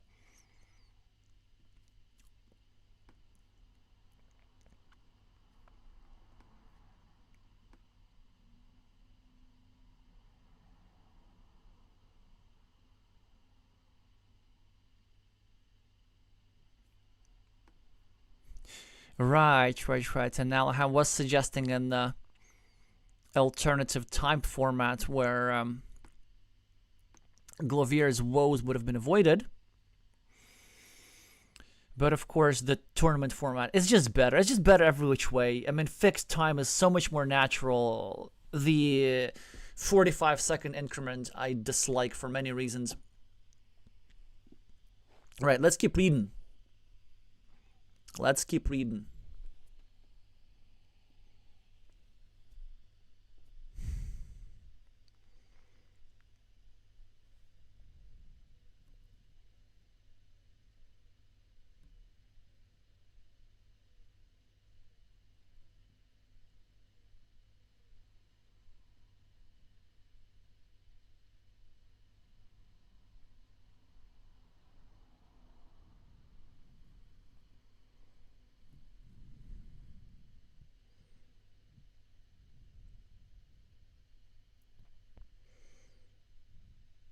Nanaheim is saying regarding your splitter move, was expecting a different orientation. Yeah, I get this.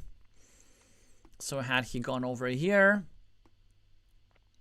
I guess there was a chance to drop a farmer. But the thing is, like, if you're gonna do this, then this invasion is also quite easily blockable. Like, Otto would have gone over here,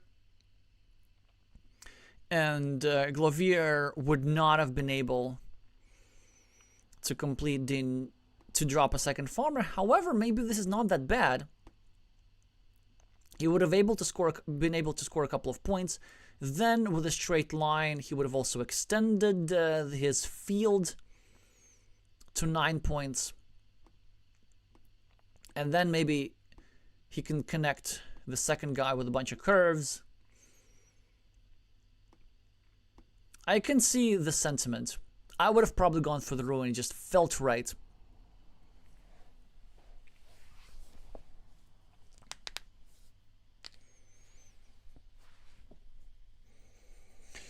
Yes, as Glovir is saying, both moves had their pros and cons, both the move and the game, and both the one which had the city cap in other direction, but then like both moves are reasonable, but just at the top level it is not enough. Okay, they're both reasonable, but which one actually gives you the top probability to win? That's what's so hard to calculate. And I don't even have an intuition about this. I think I have a slight preference for what Glovir is saying, that I think that pointing it that way was actually yielding a greater chance. Just because there's some situations where we can win simply on the scoreboard by expanding this here farmer and invading the field without winning the field outright. He was saying, so close of going Hail Mary on the shared city with a splitter, but why not? I mean, it's not a bad idea. Just like this, it was almost always going to get blocked. As pointed out in the chat, I think the chances of getting blocked were like 6 and 7, so only a 14% chance to even save yourself. And then like a 50-50 to go over here, so under 10%, but still worth it. Glovir is saying probably the best winning chances, and yes, sometimes you're in a tough position, and sometimes like 6% is the best that you have. And so you just take the 6%, but still very, very difficult to pull the trigger on. So I can completely understand. Let's keep reading the chat. Let's keep reading.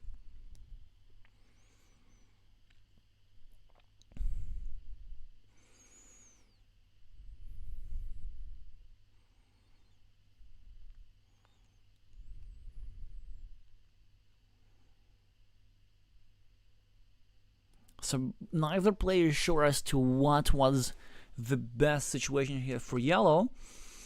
Well, Glovir was like minus 15 as they finished the game. So if they were to finish that city, they would gain themselves 24 points. 24 points is a lot.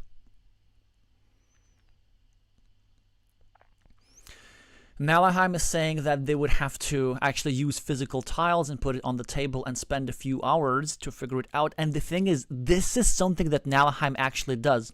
So if you want to ask, how do you get yourself to the very top level, not just an expert, not just a master, the level of depth to which Otto analyzes endgames is completely insane.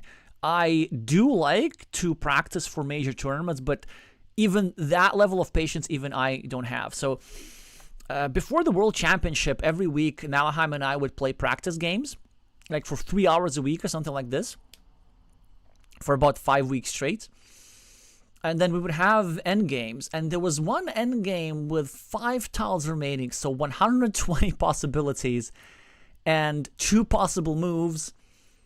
And we were really not sure which one is best, so Otto did manual analysis. I don't know how many hours it took him, but he figured out that the counterintuitive of the 2 moves won, I think, 93 out of 120, and the other one won like 76 out of 120. And I just wanted to show you this is what it takes. So this is why Otto is now in the semifinals. All right, let's keep reading. Let's keep reading. I appreciate all of y'all who are still here and wants to find out more about the nitty-gritty. Maybe I could have scored, threatened the field invasion to squeeze a win. Yeah, but maybe.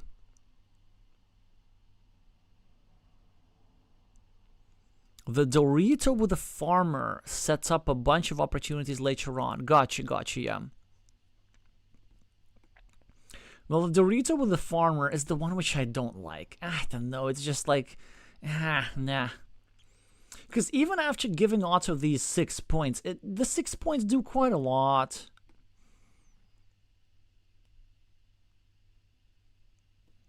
Yeah, taking the city like this, for example, I think that's the way to do business in a situation like this.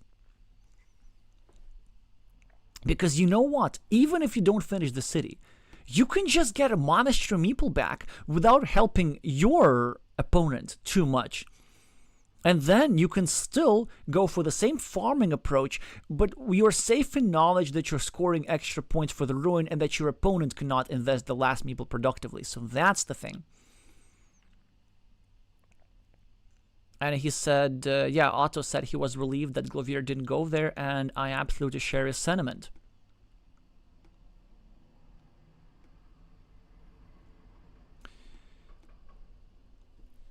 Glovir is saying, don't think I got one in the right moment. But you know, if you wait too long for the right moment, sometimes the right moment is now. Carcassonne, of course, does not exactly work like a cheap motivational speech, but there's some overlaps.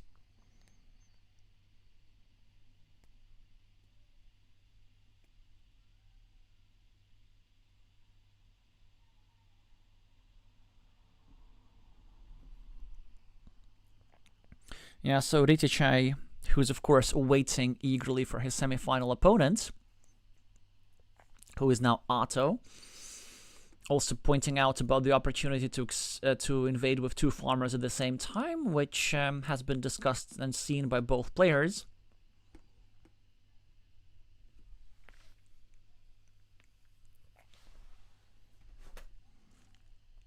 Guilerhme is saying that those type of cities are really annoying to deal with as the non-meepling player, as the player who's playing against those cities, and that's precisely the point. Like, sometimes if you're not sure what to do, then think about like this.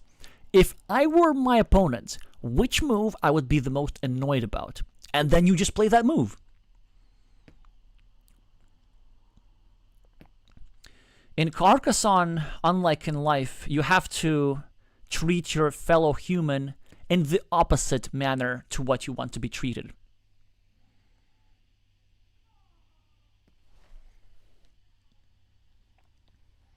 Okay, the yellow monastery at the top right. I mean, this one. This was a while ago.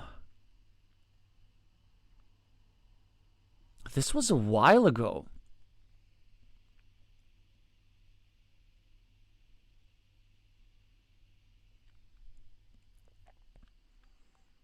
But how would that work exactly?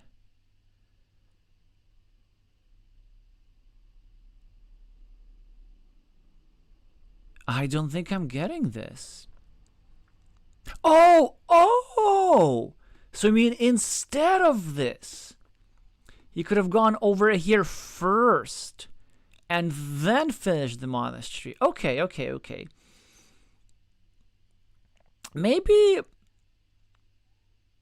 I'm still okay with this move because I just want to get meeples back as soon as possible. And at the time, Glovir just had a lot of opportunities because the field was very open and so on. So I think just getting the meeple firepower is fine.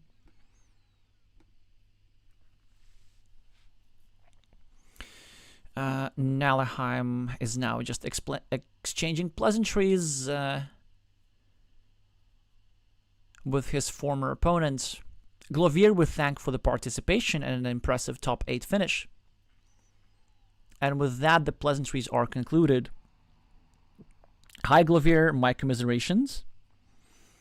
Yeah, lots of analysis there, lots of options, but basically what I think is that this city was the most threatening and the most flexible approach.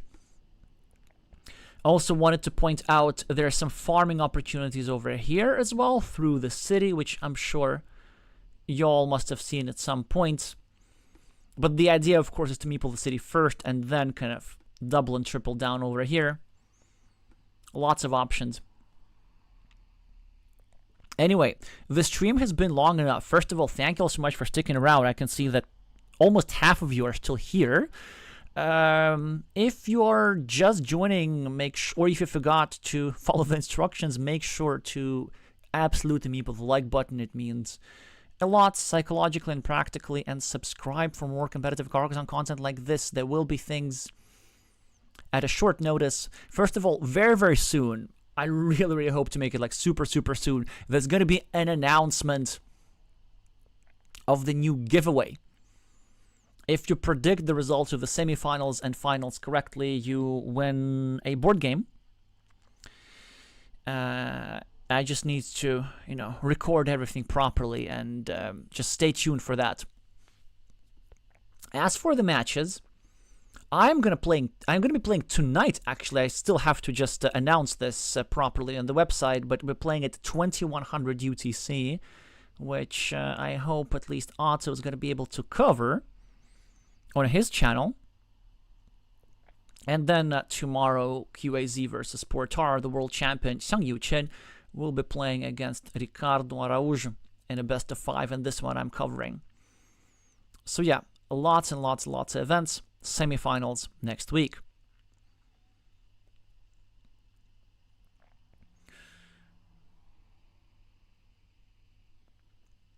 So then that should be it.